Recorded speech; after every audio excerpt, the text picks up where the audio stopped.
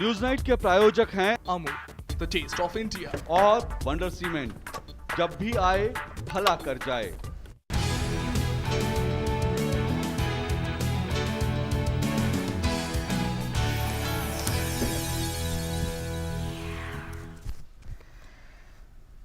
नमस्कार, news night में आप सभी का स्वागत है। मैं हूं ऋतु वर्मा। आइए शुरुआत करेंगे सबसे पहले खास खबरों के साथ। कोविड की दूसरी लहर से देश को शुरुआती राहत। महाराष्ट्र, दिल्ली, उत्तर प्रदेश, राजस्थान, हरियाणा, गुजरात जैसे 18 राज्यों और केंद्र शासित प्रदेशों में दिख रहा है नए मामले कम होने का ट्रेंड। लेकिन कर्नाटक, केरल, तमिलनाडु और पश्चिम बंगाल जैसे राज्यों में अब भी बढ़ रहे हैं मामले।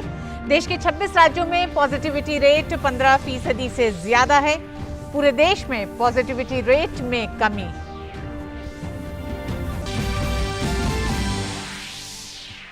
कोविड के खिलाफ जंग में टेस्टिंग साबित हो रहा है बड़ा हथियार। 30 अप्रैल को एक दिन में 19 लाख से ज्यादा टेस्ट कर भारत ने बनाया दुनिया में रिकॉर्ड। अंतर्राज्यीय यात्रा करने वाले स्वस्थ लोगों को नहीं कराना होगा आरटी-पीसीआर टेस्ट। गांव और दूर दराज के इलाकों में एंटीजन टेस्ट बढ़ाने पर जोर। देश के अलग अलग हिस्सों में ऑक्सीजन पहुंचाने में लगातार जुटी है रेल, नौसेना और वायुसेना। रेलवे ने अब तक विभिन्न राज्यों में 375 से ज्यादा टैंकरों से 5,735 मीट्रिक टन से अधिक ऑक्सीजन पहुंचाई।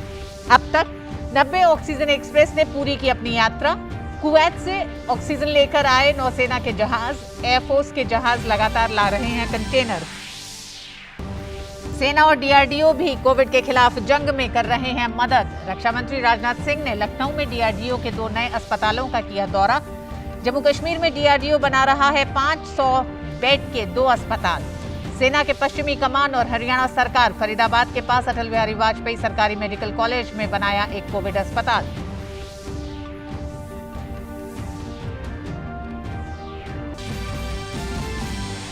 राज्यों में कोविड के खिलाफ कड़े प्रतिबंधों का सिलसिला जारी। तेलंगाना ने 22 मई तक लगाया लॉकडाउन। कर्नाटक के मुख्यमंत्री बीएस येदियुरप्पा ने बेंगलुरु में कोविड वॉर रूम का किया दौरा। जम्मू कश्मीर में कोरोना पीड़ित परिवारों के लिए राहत का ऐलान। परिवार के भरण पोषण करने वाले की मौत पर आश्रितों को मिलेगी विशेष पेंशन।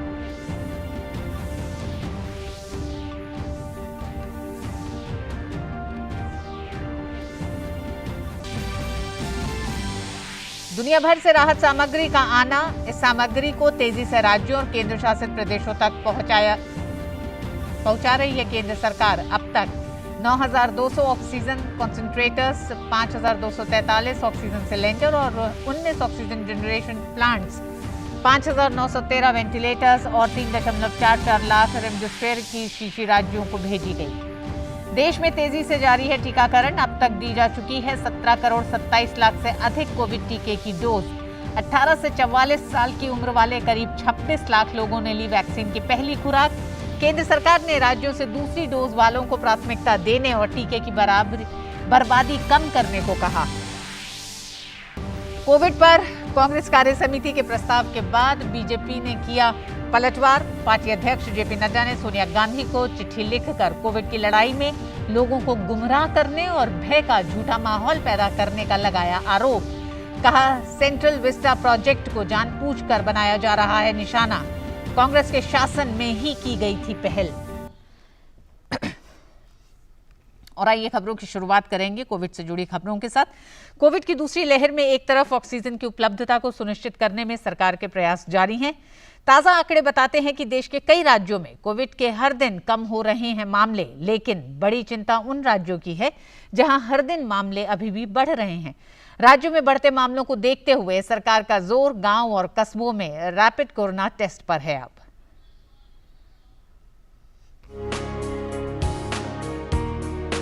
कोविड के खिलाफ देश की जंग लगातार जारी है और केंद्र और राज्यों की मदद से इसमें सफलता भी मिल रही है।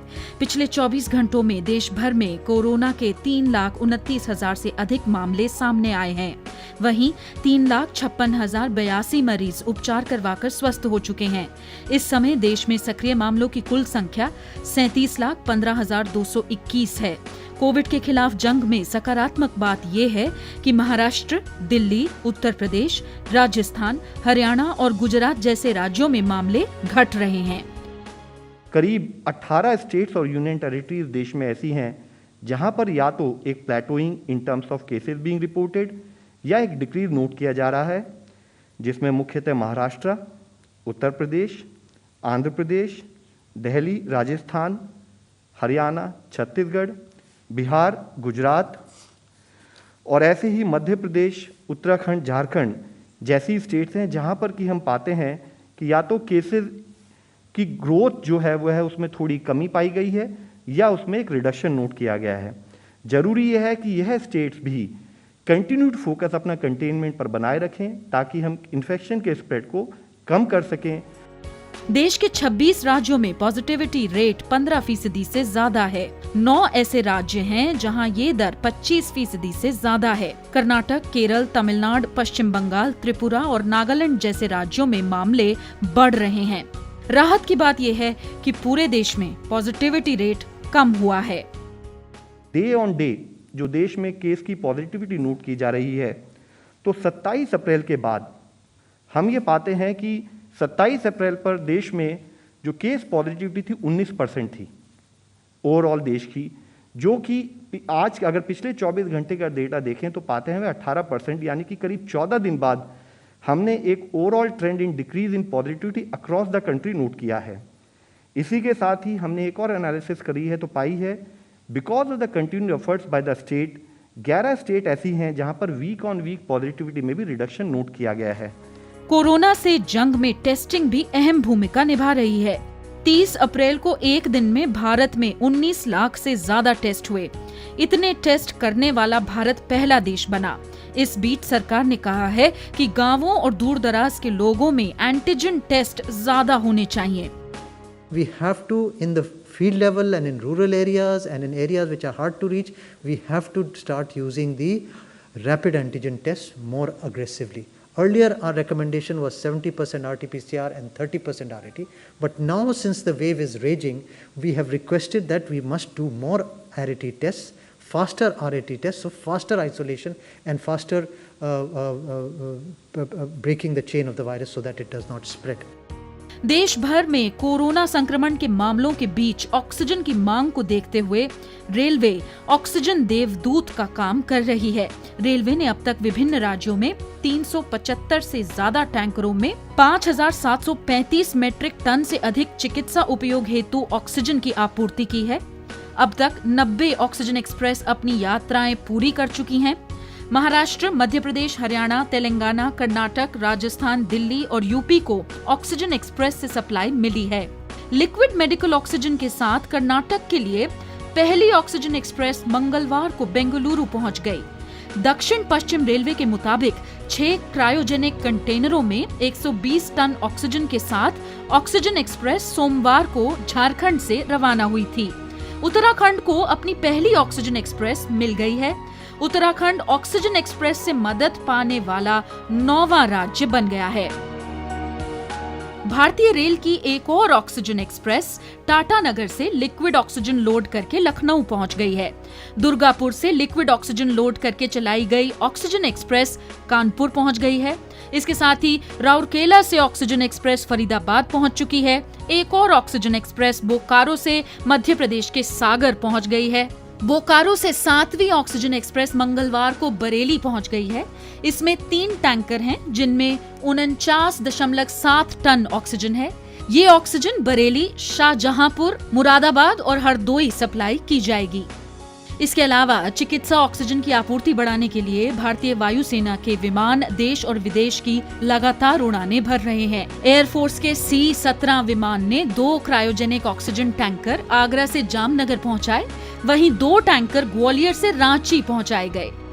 भारतीय वायुसेना का IL-76 विमान सिंगापुर पहुंच गया है और वो 3 खाली क्रायोजेनिक ऑक्सीजन कंटेनर्स लेकर पानागढ़ पहुंच रहा है।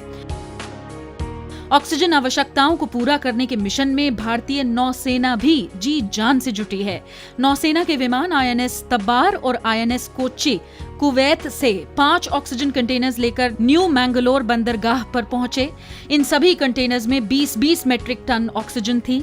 इसके अलावा ऑक्सीजन सिलेंडर्स और 2 हाई फ्लो ऑक्सीजन कॉन्सेंट्रेटर्स भी शामिल थे। केंद्र सरकार देश भर में राज्यों के साथ मिलकर ऑक्सीजन की उपलब्धता पर तेजी से काम कर रही है।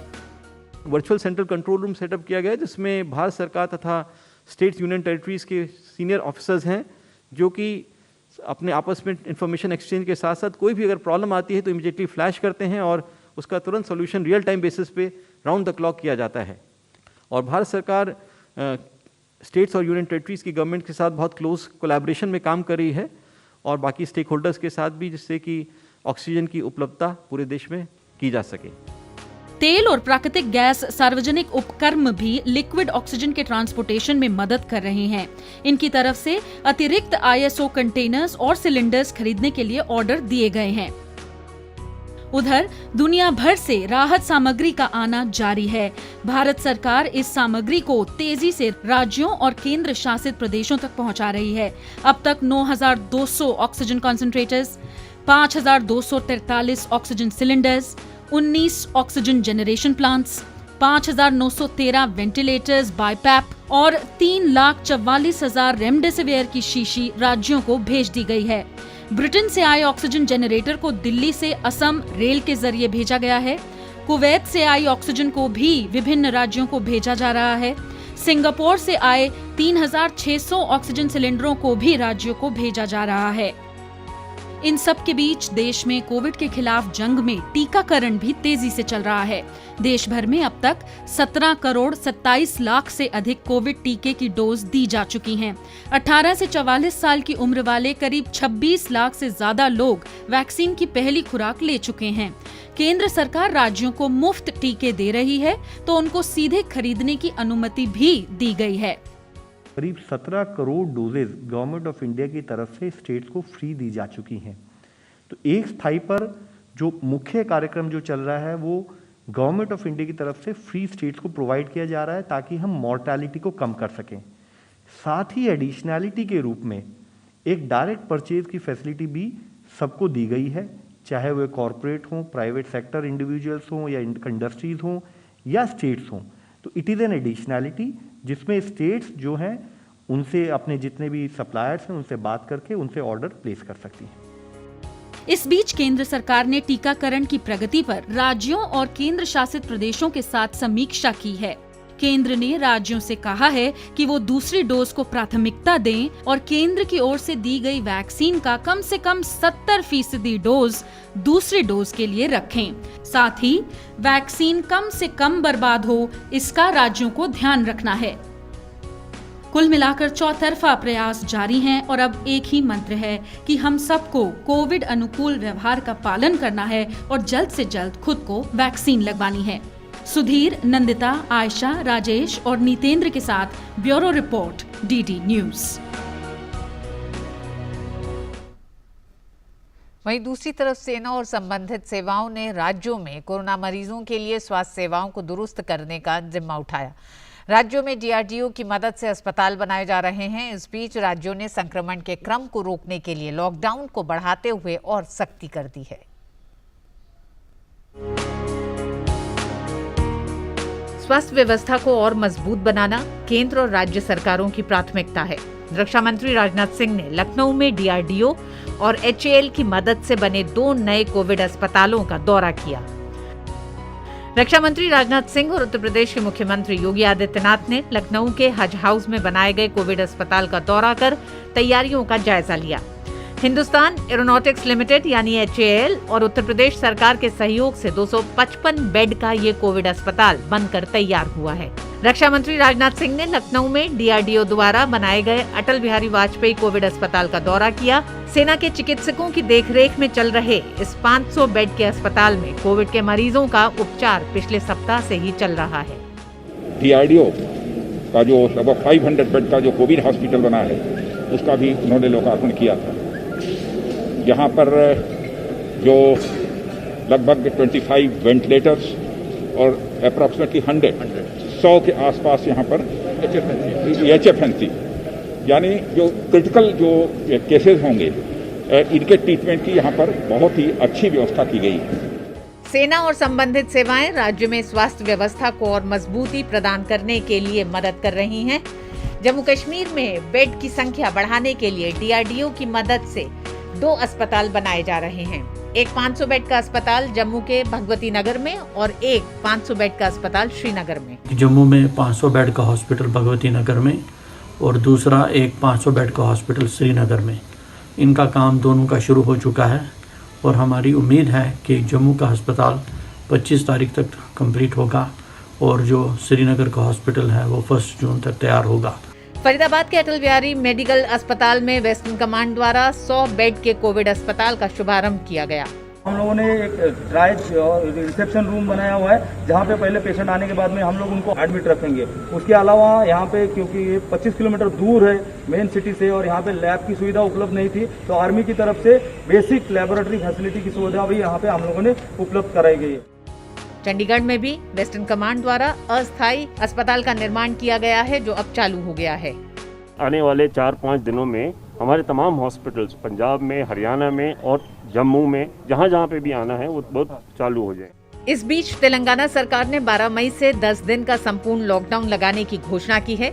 लॉकडाउन प्रतिदिन सुबह 10 बजे से अगले दिन सुबह 6 बजे तक रहेगा। लॉकडाउन के दौरान सामान्य गतिविधियों के लिए सुबह 6 से दिन के 10 बजे तक छूट रहेगी। राज्य सरकार ने कोविड-19 रोधी टीका खरीदने के लिए वैश्विक कंपनियों को भी आमंत्रित करने का फैसला किया है। कर्नाटक के मुख्यमंत्री बीएस येदियुरप्पा ने बेंगलुरु के मगदी रोड में एक कोविड वॉर रूम का निरीक्षण भी किया और बेड की स्थिति का जायजा लिया। हमारा वॉर रूम पूरे देश के लिए एक मॉडल के रूप में काम कर रहा है, जिसकी प्रबंधन प्रणाली काफी कुशल है। मुझे खाली बेड के बारे में विवरण मिल गया है और जिसके मुताबिक 503 से अधिक रोगियों ने 20 दिनों से अधिक समय तक बेड का इस्तेमाल किया है। वहाँ पहले 3000 बेड थे, लेकिन अब 12,199 बेड उपलब्ध हैं। कर्नाटक में आज पहली ऑक्सीजन एक्सप्रेस पहुँचने से ऑक्सीजन कंटेनरों की प्राप्ति हुई है। चिकित्सा आपूर्ति सहित 6 क्रायोजेनिक कंटेनर हमको मिले हैं। प्रत्येक कंटेनर में 20 टन ऑक्सीजन है। इस प्रकार केंद्र सरकार से हमें कुल 120 टन ऑक्सीजन प्राप्त हुई है। गोवा में मुख्यमंत्री प्रमोद सावंत ने राज्य के शीर्ष सरकारी अस्पताल गोवा मेडिकल कॉलेज में कोविड वार्ड में स्वास्थ्य सुविधाओं का जायजा लिया। जितने कोविड वार्ड है वहाँ जाके मैंने डॉक्टर से बात की, नर्सिस से बात की, वहाँ के हाउसकीपिंग से बात की, पेशेंट से बात की। वहाँ के डिफ़िकल्टीज हैं, वहाँ पे सिलेंडर पहुँचने के लिए थोड़ी बहुत देर होती है, दैट इज़ देयर, बट हमारे पास सिलेंडर्स अवेलेबल है, ऑक्सीजन अवेलेबल है। जो मिसमैनेजमेंट है इसके लिए थोड़ा सा एडमिनिस्ट्रेशन स्ट्रीमलाइन करना पड़ेगा। कोरोना कर्फ्यू चेन्नई, बेंगलुरु, कोट्टयम, भोपाल, श्रीनगर और जोधपुर में जारी है। इन जगहों पर प्रशासन प्रतिबंधों को लागू कराने के लिए हर संभव प्रयास कर रहा है। साथ ही आवश्यक सेवाओं को मंजूरी भी प्रदान की गई है। देश भर में लोगों को कोरोना के टीके लगाने का काम व्यापक रूप से जारी है। उत्तर प्रदेश में 10 मई से टीकाकरण अभियान का विस्तार किया गया है। राज्य में अब 18 जिलों में 18 से 44 साल के लोगों को टीके दिए जा रहे हैं। अब तक 1,39,08,152 टीके की खुराक लोगों को दी जा चुकी है। सोमवार को 18 से 44 उम्र के बीच के लोगों को 50,157 टीके की खुराक दी गई। इस तरह इस उम्र वर्ग के लोगों को अभी तक 1,66,000 खुराक दी जा चुकी है। राज्य में इस वर्ग के लगने वाले टीके के नुकसान को भी कम कर लिया गया है और ये 0.6% है। 18 से ऊपर का जो वैक्सीनेशन है आज 15 सेशन साइज पे हो रहा है, जिसमें हमारे 11 CSC हैं और अर्बन में 4 CSC हैं। और ये अभी रोज़ाना जो है लगभग 2300 डोजेज जो है अभी देने हैं, अभी से लेकर के सैटरडे तक, और फिर उसके बाद संडे का ब्रेक लेकर के फिर अगले हफ्ते। नगरीय क्षेत्र में 12 केंद्र हैं और प्रत्येक ब्लॉक में एक केंद्र है। आज कुल मिलाकर 2800 ऐसे व्यक्तियों का टीकाकरण किया जाना है। अधिक संख्या में लोग आ रहे हैं और जहाँ तक मैं सोचता हूँ जितने भी लोगों का रजिस्ट्रेशन है सभी को वैक्सीन लगाने में हम सफल होंगे। ओडिशा की राजधानी भुवनेश्वर में 3 और टीका केंद्रों को शुरू किया गया। जिन लोगों को टीके की दूसरी खुराक लेनी है वे इन केंद्रों पर इस सुविधा का लाभ ले सकते हैं। We have started on Saturday as a pilot basis at Mon Mall, so it was very successful and it was very appreciated. Now we have started 3 more places. We are planning to add a few more places so that every geographical area of the BMC can be covered. स्वास्थ्य के बुनियादी ढांचे को बढ़ावा देने के लिए राज्य सरकारें केंद्र द्वारा दी गई मदद का फायदा उठा रही हैं। देश में सभी लोगों को टीका दिया जा सके, इसके लिए प्रत्येक दिन युद्ध स्तर पर स्वास्थ्य विभाग अपने प्रयासों को मजबूती से लागू कर रहा है। Bureau report, DD news. और न्यूज़ नाइट में वक्त है एक छोटे से ब्रेक का। ब्रेक के बाद देखेंगे कुछ और खबरें।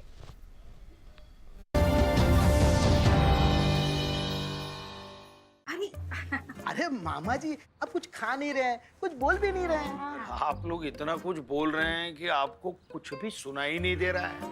देखिए, आपके घर की एक एक दीवार चीख चीख कर कह रही है कि अच्छी सीमेंट क्यों नहीं लगाई। अगर वंडर सीमेंट लगाते तो दीवारें इतनी मजबूत होती कि आपके घर की दीवारों में बिल्कुल दरारें नहीं पड़ती। वंडर सीमेंट, जब भी आए भला कर जाए। खुश है ये आसमां जमीन, हर तरफ छाए हैं हम ही। ऐसी कूल है अपनी कहानी, चिल करके जीनी जवानी। चलने दे बस दिल की मनमानी। I'm cool, chill your दिल। I'm cool, chill your दिल। I'm cool, chill your दिल। माँ कब आएगा? अभी आएगा। अरे बोलो ना माँ कब आएगा? बोला ना अभी आ जाएगा। ये ले आ गया कुआं। अरे कुआं नहीं माँ, हमारे घर नल से जल कब आएगा? नल से जल? अरे गुड्डी, बहुत जल्दी आएगा पानी। जल जीवन मिशन आ चुका है। हम एक कदम उठाएंगे तो सरकार 10 कदम उठाएगी। सच? तुम्हारे मुंह में घी शक्कर। घी शक्कर नहीं माँ, स्वच्छ जल। 2024 तक देश के सभी 19 करोड़ घरों में पहुंचेगा पीने का साफ पानी। अब होगा हर घर जल। जल जीवन मिशन, जल शक्ति मंत्रालय, भारत सरकार। क्या शर्मा रहा है? दांत खाज खुजली है, सबको होती है। जालिम लोशन मुझे दादी ने दिया और बोली चर्म रोगों पर पड़े भारी। जालिम लोशन है पुराना खिलाड़ी, जो पुराना वही बेहतर है। जालिम lotion, fastest, trusted, tested TDO से। जालिम लोशन। एक बार फिर आप सभी का स्वागत है न्यूज नाइट में। ब्रेक पर जाने से पहले हमने आपको बताया कि किस तरह से देश में केंद्र सरकार लगातार राज्यों में ऑक्सीजन की कमी को पूरा करने के लिए रेलवे, DRDO, सेना, तमाम संस्थाओं का सहयोग ले रही है और इस कमी को पूरा कर रही है। साथ ही साथ कुछ नए आंकड़े भी आज आए हैं जो कोरोना संक्रमण की नई तस्वीर पेश कर रहे हैं। इस पर विस्तार से बात करेंगे अपने मेहमानों से, लेकिन उससे पहले आपको बता दें कि आज का विशेष क्या है। आज का हमारा विशेष है कोविड-19 दैनिक मामलों में गिरावट के क्या है मायने। नए आंकड़े बताते हैं कि 18 राज्यों में हर दिन कोरोना के मामलों में गिरावट दिखाई दे रही है। इसके क्या मायने हैं, साथ ही साथ और भी कुछ तथ्य आज स्वास्थ्य मंत्रालय ने सामने रखे हैं। उस पर बात करने के लिए हमारे साथ दो मेहमान जुड़ चुके हैं। हमारे साथ डॉक्टर राणा AK सिंह है, director medical superintendent, Atal Bihari Vajpayee institute of medical sciences, doctor RML hospital से। आपका बहुत बहुत स्वागत है। हमारे साथ डॉक्टर तनु आनंद हैं, आप scientist D, division of epidemiology and communicable diseases, ICMR से हैं। डॉक्टर तनु, आपका भी बहुत बहुत स्वागत है। डॉक्टर राणा, सबसे पहले आपके पास आना चाहेंगे। जो आज नए आंकड़े आए हैं वो ये बताते हैं कि 18 राज्यों में हर दिन कोरोना के संक्रमण के मामले कम हो रहे हैं। इसको किस तरह से देखा जाए, क्या मायने हैं? देखिए, कोरोना जितनी भयानक, जितनी जल्दी फैलने वाली और जितनी जानलेवा बीमारी है, तो अगर इसका इंसिडेंस या इसके नंबर अगर कम हो रहे हैं तो ये खुशी की बात है, इसमें कोई शक नहीं है।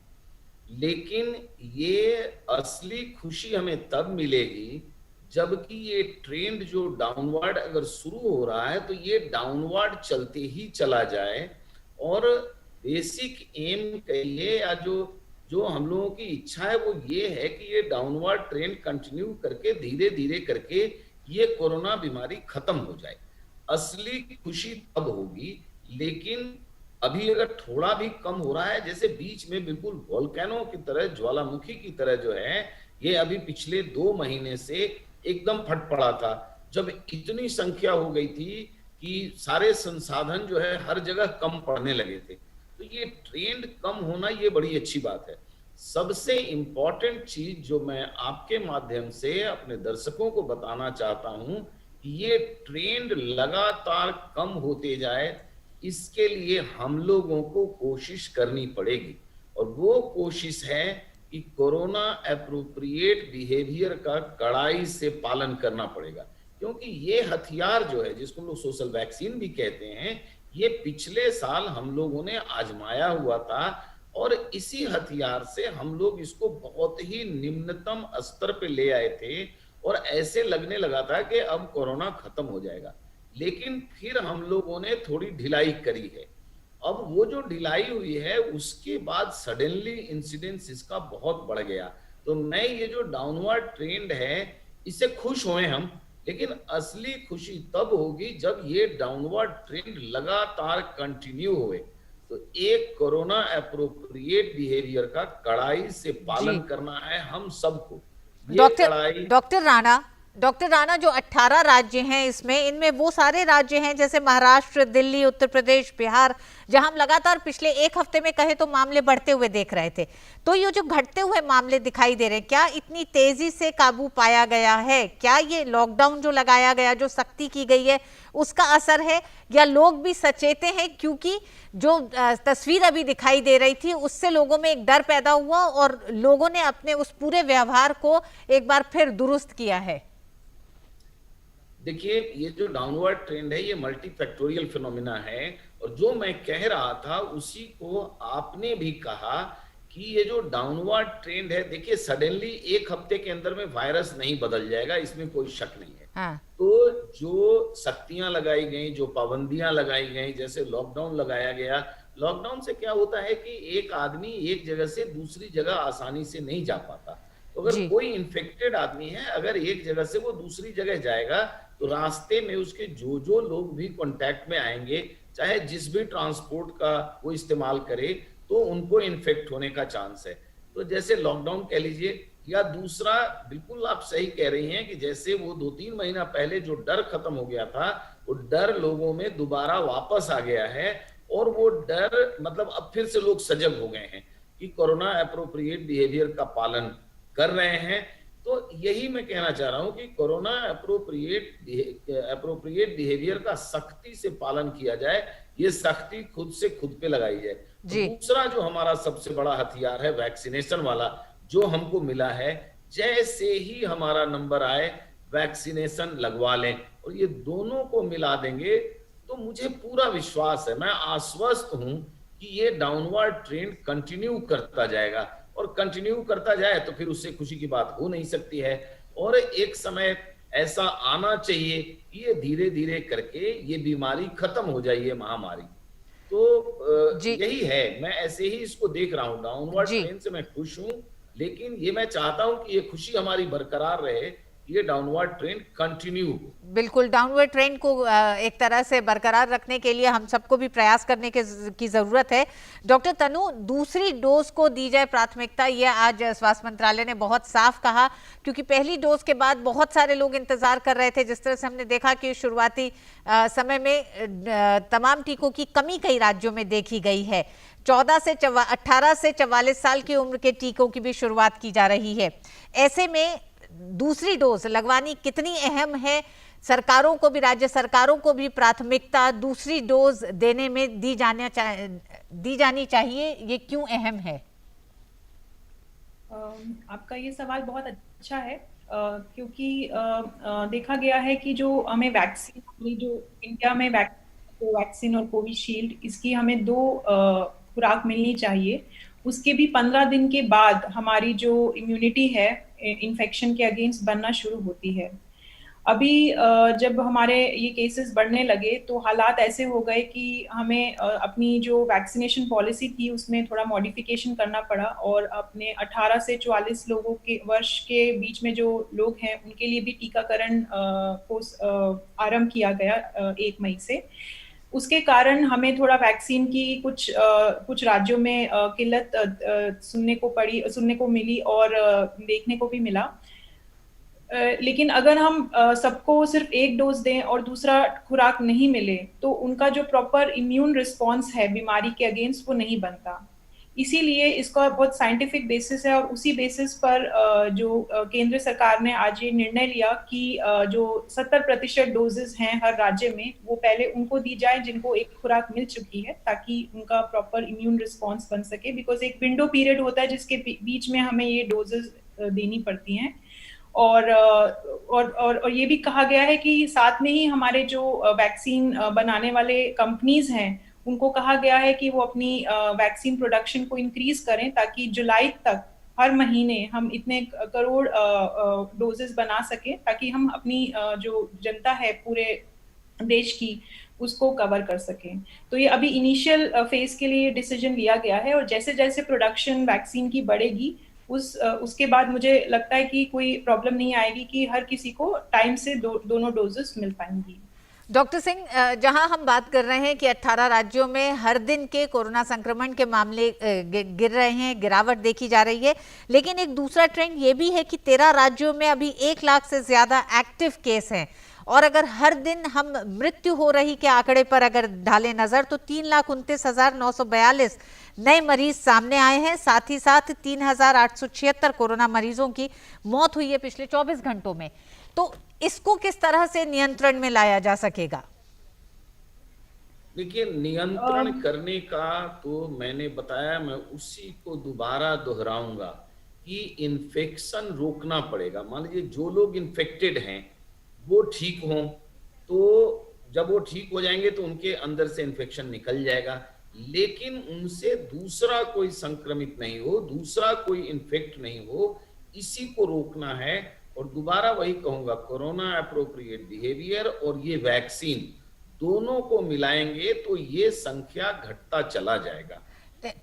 डॉक्टर सिंह, मेरा सवाल यह है, जहां 13 राज्यों में अभी भी 1 लाख से ज्यादा एक्टिव केस हैं, तो क्या वहां पे भी इसी तरह की स्थिति होगी जो हमने दिल्ली, महाराष्ट्र, उत्तर प्रदेश में देखी है?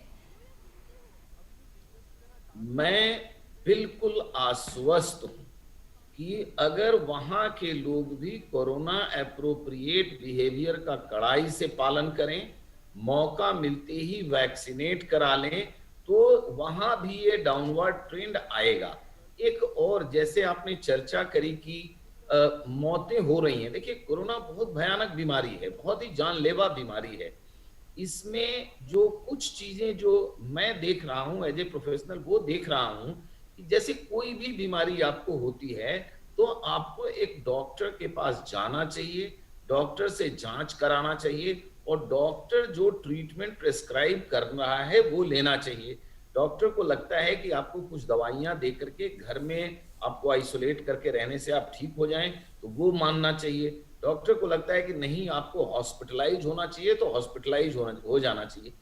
एक जो ट्रेंड इस बीमारी, इस महामारी में दिख रही है कि लोग सेल्फ ट्रीटमेंट करना शुरू कर दे रहे हैं जी। कुछ इसमें सोशल मीडिया का हाथ है, कुछ सर्च इंजन्स का हाथ है। कि कोरोना एक बहुत ही डेडली डिजीज है, इतना डेडली डिजीज का अगर इलाज आदमी खुद करना शुरू कर देगा तो उसमें डिजीज की सीवियरिटी बढ़ने की और एडवर्स आउटकम होने का चांस ज्यादा है।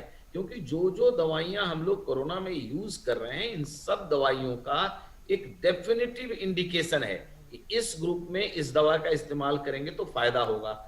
हर दवाइयों का सीरियस साइड इफेक्ट्स है।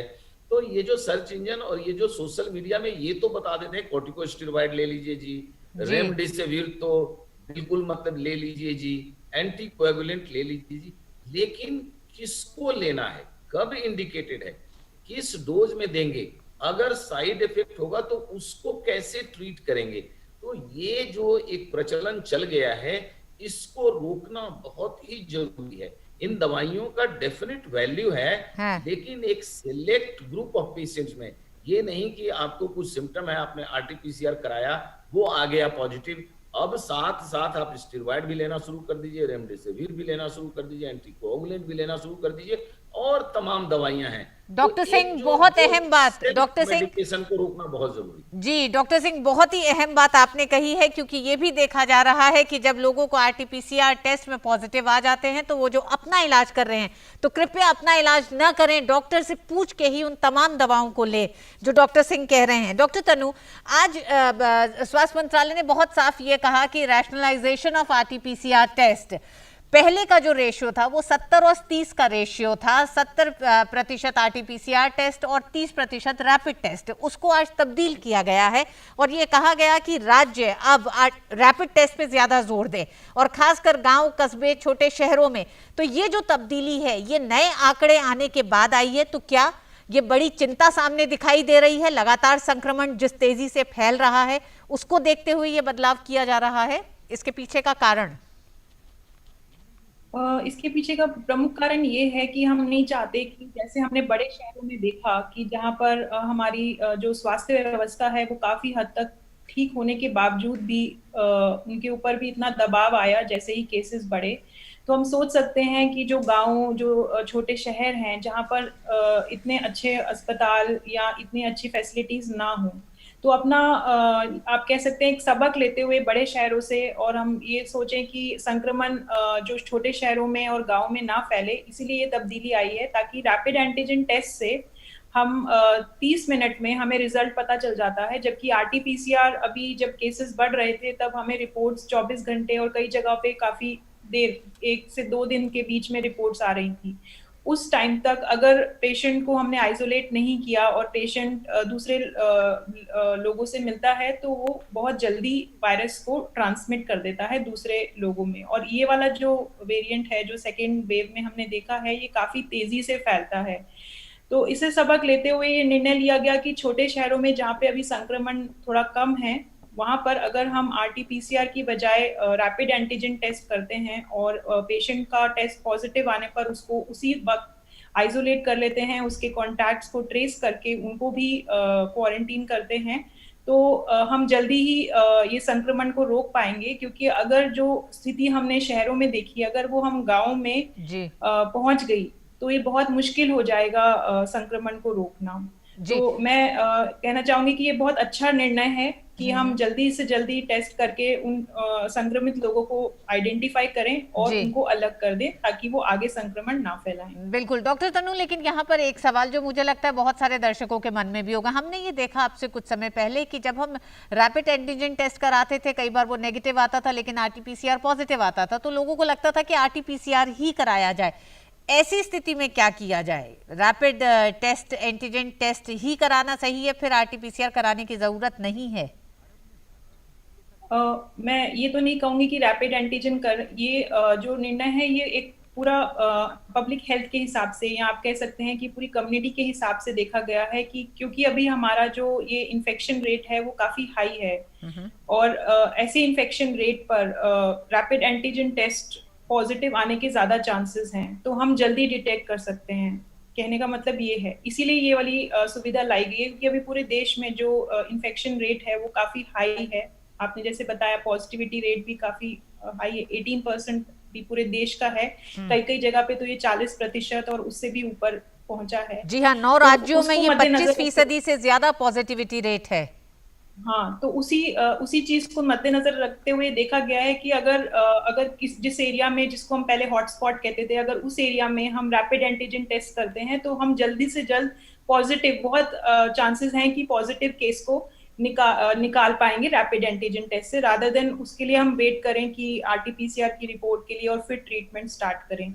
दूसरा पहलू ये भी है कि जैसे कि मैंने बताया कि अभी कई राज्यों में आपने भी बताया कि 1 लाख से ऊपर केसेस एक्टिव हैं। ऑलरेडी हमारा हेल्थ सिस्टम जो है बहुत स्ट्रेच्ड है, बहुत उस पर दबाव है, तो उसमें हमारी जो लेबोरेटरी सर्विसेज हैं उन्होंने भी मतलब इतने सारे टेस्ट 14 लाख 15 लाख टेस्ट वो दिन के कर रहे हैं, तो ये बहुत बड़ा नंबर है और आरटीपीसीआर की रिपोर्ट आने में थोड़ा सा टाइम लगता है। इसीलिए हमें एक्शन जल्दी लेने की जरूरत है क्योंकि संक्रमण को रोकना है और एक इंडिविजुअल को नहीं पूरी कम्युनिटी में रोकना है। तो उसके लिए यही सबसे बेस्ट स्ट्रैटेजी है कि हम जल्दी डिटेक्ट करें, जो कि सिर्फ रैपिड एंटीजन टेस्ट से देखा जा सकता है और देखा गया है कि उसका जो डिटेक्शन रेट है वो इम्प्रूव होता है अगर पॉजिटिविटी रेट हाई है, तो जो कि अभी है, इसीलिए इसको ये स्ट्रैटेजी को लाया गया है। बिल्कुल डॉक्टर तनु और डॉक्टर सिंह, जिस तरह से आपने कहा कि लोगों को अगर थोड़ा भी अपने ऊपर अपने जो आपको लक्षण दिखाई दे रहे हैं, अगर आपको लगता है कि वो कोविड हो सकता है तो जरूर आप रैपिड एंटीजन टेस्ट कराएं अपना, और जैसे ही अगर आपको लगता है पॉजिटिव है तो डॉक्टर को कंसल्ट करें और उसके बाद दवाइयों को शुरू करें।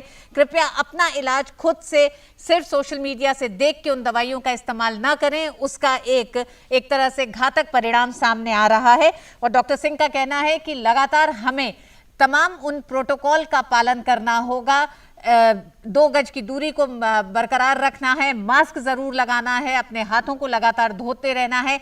यही सारी चीजें हैं जो हमें कोरोना के संक्रमण को फैलने से रोकेंगी और हमें और आपको बचाएंगी भी। बहुत बहुत शुक्रिया डॉक्टर तनु, डॉक्टर सिंह आपका इस पूरे मसले पर हमारे साथ जुड़ने के लिए। Thank you. और वक्त एक छोटे से ब्रेक का, ब्रेक के बाद देखेंगे कुछ और खबरें। देखते रहिए न्यूज़ 9।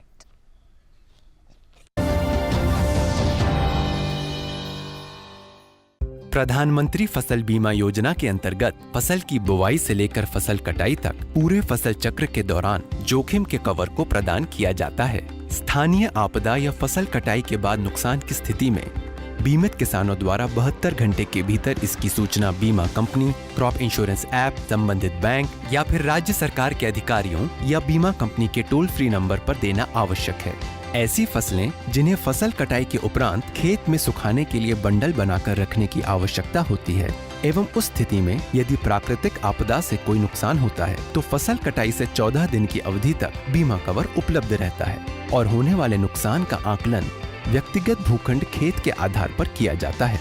क्लेम राशि का भुगतान राज्य सरकार एवं बीमा कंपनी की संयुक्त समिति द्वारा आकलन के पश्चात निर्धारित करके किसानों को सीधे बैंक खाते में किया जाता है। प्रधानमंत्री फसल बीमा योजना, एक कदम आत्मनिर्भरता की ओर। क्या शर्मा रहा है? दांत खाज खुजली है, हमें भी होती है। जालिम लोशन मुझे दादी ने दिया और बोली चर्म रोगों पर पड़े भारी। जालिम लोशन है पुराना खिलाड़ी, जो पुराना वही बेहतर है। जालिम lotion, fastest, trusted, tested TDO से। जालिम लोशन। पढ़ता है, खेलता है, झूलता उछलता है, दौड़ता कभी कभी दौड़ कराता है, आगे आगे बढ़ता है इंडिया, अमूल दूध पीता है इंडिया।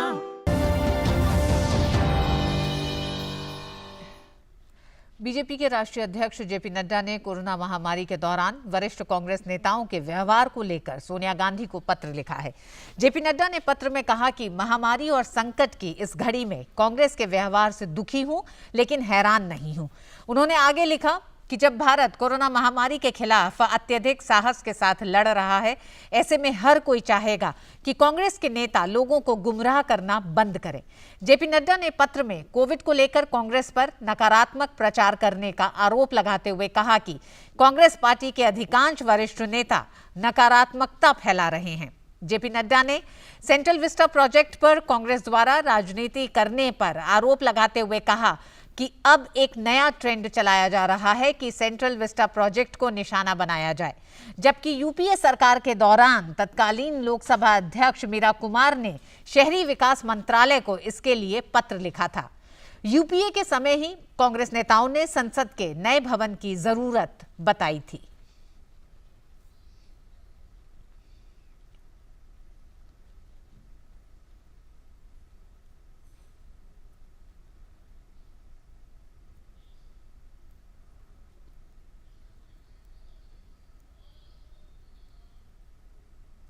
कांग्रेस के नेताओं में एक प्रवृत्ति देखने को मिलती है, कोई भी प्रयास किया जाता है उसका मजाक उड़ाते हैं, उसकी खिल्ली उड़ाती है, उसका मखौल। लेकिन मैं ये समझता हूँ कि जब वो ऐसा करते हैं तो ये मजाक केवल भारतीय जनता पार्टी के प्रति नहीं है या मोदी जी या मोदी की सरकार के प्रति नहीं है, ये उन कोरोना वॉरियर्स का मजाक है जो फ्रंट लाइन वर्कर के चाहे हमारा इस समय हमारे लिए इस जंग से जूझ रहे हैं। भाजपा ने दिल्ली की केजरीवाल सरकार पर आरोप लगाया है कि वो कोरोना टीकों की खरीदारी के बारे में लोगों को गुमराह कर रही है। भाजपा सांसद मीनाक्षी लेखी ने कहा कि दिल्ली में केंद्र सरकार की ओर से दिए गए वेंटिलेटर ही काम कर रहे हैं। केजरीवाल सरकार ने पिछले साल में एक भी वेंटिलेटर नहीं बढ़ाया है। ना तो अभी तक कोई ग्लोबल टेंडर किया है, ना कहीं से वैक्सीन का प्रावधान किया है। झूठ मूठ के 4 चिट्ठियां दिखाते हैं, ये वाली इस तरीके की 4 चिट्ठियां। वो परचेज ऑर्डर है क्या? उत्तर प्रदेश की सरकार ने तो ग्लोबल टेंडर फ्लोट कर दिया। आप टेंडर की कॉपी दिखाओ, हिम्मत है तो टेंडर की कॉपी दिखाओ ना। दिल्ली के अंदर आईसीयू बेड्स की संख्या कतई नहीं बढ़ी है और जो प्रधानमंत्री रिलीफ फंड के वेंटिलेटर्स आए थे, केवल वही वेंटिलेटर्स दिल्ली इस्तेमाल कर रही है। उसके अलावा एक भी वेंटिलेटर पिछले साल में नया नहीं खरीदा गया है। उधर कोरोना महामारी में प्रधानमंत्री गरीब कल्याण अन्न योजना लोगों के लिए वरदान साबित हो रही है। करनाल के लोगों को प्रति व्यक्ति 5 किलो गेहूं मिल रहा है। लोगों ने इसके लिए केंद्र सरकार का आभार जताया। महामारी की मार झेल रहे गरीब और मजदूर वर्ग के लोगों के लिए केंद्र सरकार ने बड़ी घोषणा की है। महामारी की दूसरी लहर के मद्देनजर केंद्र सरकार ने गरीब परिवारों के लिए एक बार फिर प्रधानमंत्री गरीब कल्याण अन्न योजना का ऐलान किया है। इसके तहत मई और जून के महीने में गरीबों को 5 किलो मुफ्त खाद्यान्न उपलब्ध कराया जा रहा है। केंद्र सरकार की सर्वोच्च प्राथमिकता रही है कि महामारी के मुश्किल समय में गरीबों के घर का चूल्हा बुझने न पाए और मजदूर व गरीब को भूखा न सोना पड़े। महामारी के खिलाफ लड़ाई और लॉकडाउन के दौरान किसानों, खेतीहर मजदूरों और गरीबों के लिए सरकार की यह योजना वरदान साबित हुई है। लाभार्थियों ने कहा है कि लॉकडाउन में केंद्र की इस योजना से उन्हें बहुत सहारा मिला है और परिवार की चिंता से मुक्ति मिली है। उन्होंने इस राहत के लिए सरकार का आभार जताया। ये सरकार ने बहुत अच्छी योजना चलाई है। जैसे अब आजकल काम नहीं है, घर बैठे हैं बच्चे, तो पेट पालने के लिए तो आपको पता ही है राशन तो ज़रूरी है। इसलिए सरकार ने जो योजना चलाई है बहुत अच्छी चलाई है। मोदी सरकार का मैं धन्यवाद करती हूँ। गरीब जो घर में या वैसे जो है काम बंद है, उसकी सहायता के लिए सरकार ने बहुत अच्छी योजना बनाई है। मोदी सरकार ने जो ये फ्री में राशन दे रहे हैं, ये इनका बहुत बहुत धन्यवाद है। हमारा कामकाज वैसे ही नहीं चल रहा, हम घर पे हैं। बहुत अच्छी योजना है। जैसे लॉकडाउन में सभी के काम काज बंद पड़े हैं, ऐसे में केंद्र सरकार का धन्यवाद है। उनका बहुत अच्छा फैसला है ये तो बहुत अच्छा मोदी सरकार का हम धन्यवाद करते हैं। गरीब लोगों के लिए जिनके दिहाड़ी नहीं लगती, उनको भी सबको राशन मिल रहा है 5 किलो पर मेंबर के हिसाब से। और हमारे पे 117-85 गेहूँ आई है और सभी के लिए, और साफ गेहूँ आई है, बिल्कुल कोई किसी बात की दिक्कत नहीं है, ज़्यादातर बढ़ चुकी है। करनाल में इस योजना को अमली जामा पहनाते हुए लाभार्थी राशन कार्ड धारकों को मई माह के लिए राशन कार्ड में दर्ज सदस्यों के आधार पर प्रति व्यक्ति 5 किलो अनाज मुफ्त दिया जा रहा है। करनाल के गांधीनगर स्थित डिपो धारक सुमित चुग ने बताया कि उनके यहाँ सरकार की ओर से गेहूं आया है, जिसको राशन कार्ड धारकों को सप्लाई किया जा रहा है। जब काम धंधे लोगों के बंद हैं, ऐसे में गरीब लोगों के लिए ये योजना किसी वरदान से कम नहीं है। Bureau report, DD news. पिछले 7 दिनों से बलिया सहित पूर्वांचल के आसपास के जिलों में जरूरतमंद लोगों को भोजन मिल रहा है। स्वामी अभिषेक ब्रह्मचारी एवं युवा चेतना द्वारा बलिया के मालदेपुर मोड़ पर जनता की रसोई की स्थापना की गई। स्वामी अभिषेक ब्रह्मचारी और युवा चेतना के राष्ट्रीय संयोजक रोहित सिंह लोगों को भोजन करा रहे हैं। स्वामी अभिषेक ब्रह्मचारी ने कहा कि युवा चेतना का लक्ष्य है कि कोई भूखा ना रहे। उन्होंने कहा कि किसी भी गरीब या जरूरतमंद को कष्ट नहीं होने देंगे। हम लगातार पूरे पूर्वांचल में लोगों की मदद कर रहे हैं।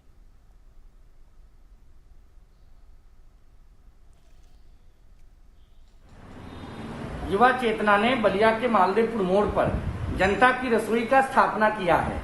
हमारा उद्देश्य है कोई भूखा ना रहे। लगातार बलिया और आसपास के जिलों में स्वामी अभिषेक ब्रह्मचारी जी के साथ मिलकर हम हजारों लोगों की सेवा कर रहे हैं। उन तक भोजन पहुंचा रहे हैं, उन तक मास्क, साबुन, सैनिटाइजर पहुंचा रहे हैं। घर पे रहें, सुरक्षित रहें, 2 गज की दूरी मेंटेन रखें। मिलके कोरोना को हराना है। और वक्त एक छोटे से ब्रेक का। ब्रेक के बाद खबरें जारी रहेंगी। देखते रहिए न्यूज़ 9।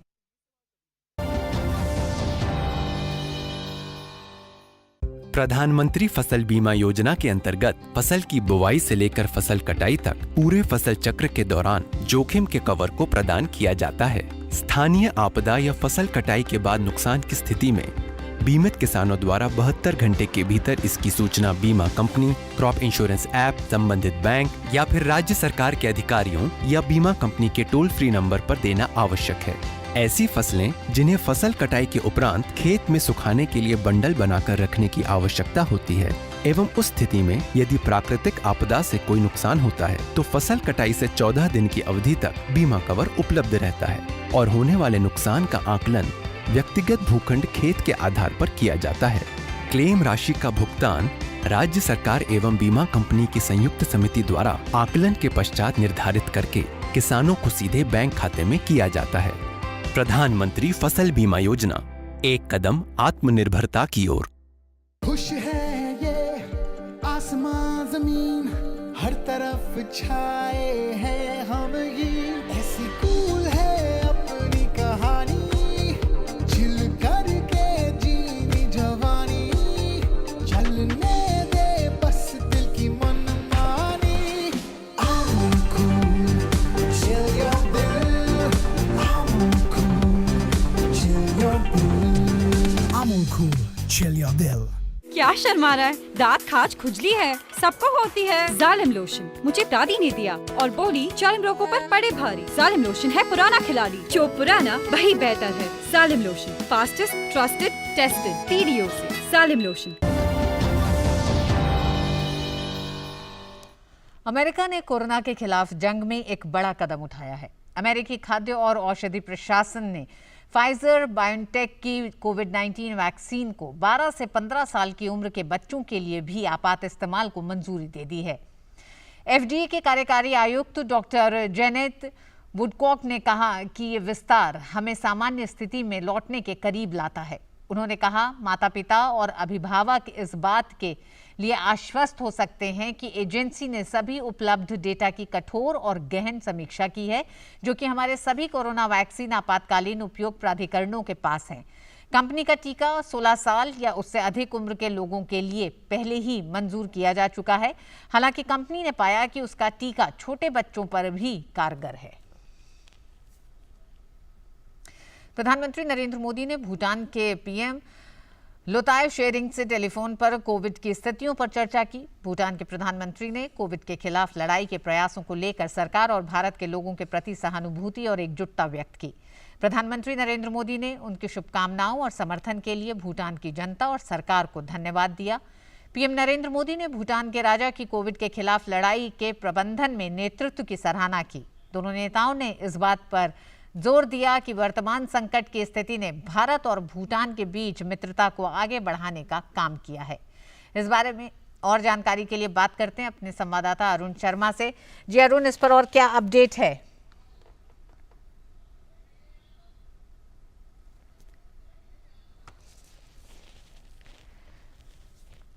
जी अरुण से हमारा संपर्क अभी नहीं हो पाया। हम लौटते हैं अगली खबर की तरफ। उत्तराखंड के देवप्रयाग में बादल फटने से शांता नदी में आए उफान से नगर के शांति बाजार से तबाही आ गई है। यहाँ स्थित ITI का 3 मंजिला भवन पूरी तरह ध्वस्त हो गया है, जबकि शांता नदी से सटी 10 से अधिक दुकानें बह गई हैं। देवप्रयाग नगर से बस अड्डे की ओर आने वाला रास्ता और पुलिया पूरी तरह से बह गया है।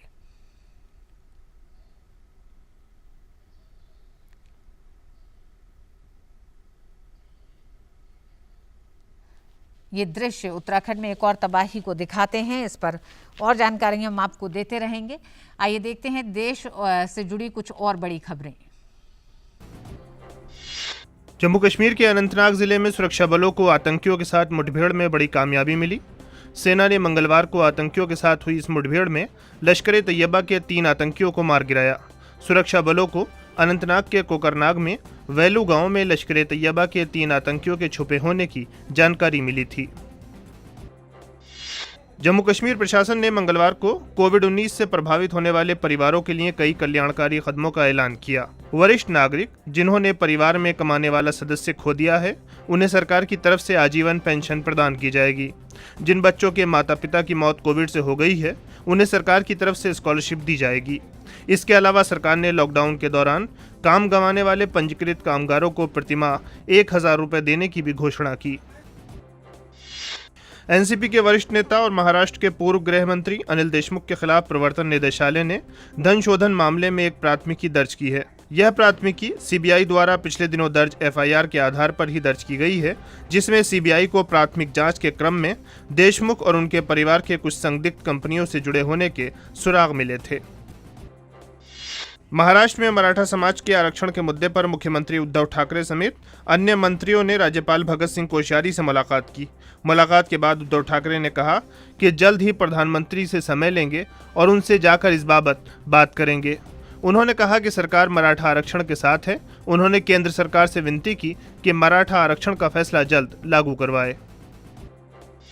मुंबई पुलिस ने निलंबित पुलिस अधिकारी सचिन वाजे को मंगलवार को सेवा से बर्खास्त कर दिया। वाजे को एनआईए द्वारा उद्योगपति मुकेश अंबानी के घर के पास विस्फोटक सामग्री से लैस कार मिलने और कारोबारी मनसूख हिरेन की मौत के मामले में गिरफ्तार किया गया था। इसके बाद से उसके खिलाफ कार्रवाई तेज कर दी गई थी। केंद्रीय वाणिज्य और उद्योग मंत्री पीयूष गोयल और वाणिज्य विभाग और विदेश व्यापार महानिदेशालय डीजीएफटी के वरिष्ठ अधिकारियों ने मंगलवार को अंतर्राष्ट्रीय व्यापार से संबंधित विभिन्न मुद्दों पर निर्यात संवर्धन परिषदों के साथ बैठक की। पीयूष गोयल ने निर्यातकों को चुनौतीपूर्ण समय में उनके उत्साहजनक प्रदर्शन के लिए बधाई दी। उन्होंने बताया कि अप्रैल 2021 में भारत के निर्यात में इजाफा हुआ है। बिहार में जन अधिकार पार्टी के राष्ट्रीय अध्यक्ष पप्पू यादव को मंगलवार को कोरोना दिशा निर्देशों के उल्लंघन के आरोप में गिरफ्तार कर लिया गया। पप्पू यादव लगातार सरकारी अस्पतालों में कोरोना मरीजों के इलाज में लापरवाही का आरोप लगा रहे हैं। तमिलनाडु के मुख्यमंत्री एम.के. स्टालिन ने मंगलवार को विधानसभा में विधायक के रूप में शपथ ली। इससे पहले शुक्रवार को उन्होंने पहली बार राज्य के मुख्यमंत्री के रूप में शपथ ली थी। मुख्यमंत्री बनने से पहले पिछले सप्ताह स्टालिन को आम सहमति से पार्टी के विधायक दल का नेता चुन लिया गया था। स्टालिन के मंत्रिमंडल में कई पूर्व मंत्री हैं, जबकि कुछ नए चेहरों को भी जगह दी गई है। मुंबई के नारकोटिक्स कंट्रोल ब्यूरो ने उत्तराखंड से टाइगर मुस्तफा के एक साथी को गिरफ्तार किया है। NCB drug peddler tiger Mustafa के गिरफ्तार साथी से पूछताछ करेगी। उम्मीद है कि नशीले पदार्थों के गैरकानूनी व्यवसाय पर नकेल कसने में इस गिरफ्तारी से मदद मिलेगी। जम्मू कश्मीर के श्रीनगर के लाइट इन्फेंट्री रेजिमेंटल सेंटर में JCO Chinar corps commander lieutenant general DC Pande ने अपने जवानों के साथ नमाज मगरिब समारोह में हिस्सा लिया। रमजान के पवित्र मौके पर डीपी पांडे ने जवानों को शुभकामनाएं दी और कोरोना काल के कठिन समय में पेशेवर रूप से काम करने के लिए उनका हौसला बढ़ाया। कोरोना महामारी में लोग हर संभव तरीके से एक दूसरे की मदद करने में लगे हुए हैं। ऐसे मुश्किल समय में चंडीगढ़ शहर में एक होटल कोरोना मरीजों को घर घर मुफ्त खाना पहुंचा रहा है। होटल मालिक ने कहा कि समाज ने हमें बहुत कुछ दिया है, ये समय समाज को कुछ देने का है। जहां घर पर कोई भी सदस्य बाहर नहीं जा सकता, वहां हम पूरे परिवार के लिए खाना दे रहे हैं। ओडिशा सरकार ने लॉकडाउन के दौरान आवारा जानवरों को खाना खिलाने के लिए मुख्यमंत्री राहत कोष से 60 लाख रुपए की मंजूरी दी है। इस राशि से भूखे जानवरों को खाना खिलाने का काम किया जा रहा है। कैबिनेट सचिव ने राज्यों और केंद्र शासित प्रदेशों के साथ कोविड के हालात पर समीक्षा बैठक की। कैबिनेट सचिव ने भारत सरकार द्वारा पिछले वर्ष से कोविड महामारी के प्रभाव को नियंत्रित करने की कार्रवाई पर राज्यों को जानकारी दी और उनके साथ भारत सरकार द्वारा गठित कार्यबल और विशेषज्ञ समूहों द्वारा किए गए कार्यों को साझा किया। श्री गौबा ने राज्यों केंद्र शासित प्रदेशों द्वारा स्वास्थ्य के बुनियादी ढांचे को बढ़ाने के लिए किए गए कार्यों की सराहना की। भारतीय क्रिकेट टीम 3 एक दिवसीय और 3 टी20 मैचों के लिए जुलाई में श्रीलंका का दौरा करेगी। श्रीलंका क्रिकेट ने इस बारे में कार्यक्रम सूची प्रस्तावित की थी, जिसे भारतीय क्रिकेट कंट्रोल बोर्ड ने स्वीकार कर लिया है। 3 एक दिवसीय मैच 13, 16 और 19 जुलाई को खेले जाएंगे।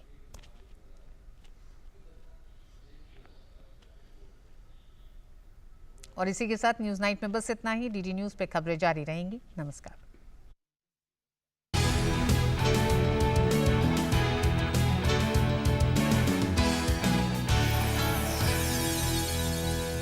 न्यूज नाइट के प्रायोजक थे Amul, the taste of India और वंडर सीमेंट। जब भी आए भला कर जाए।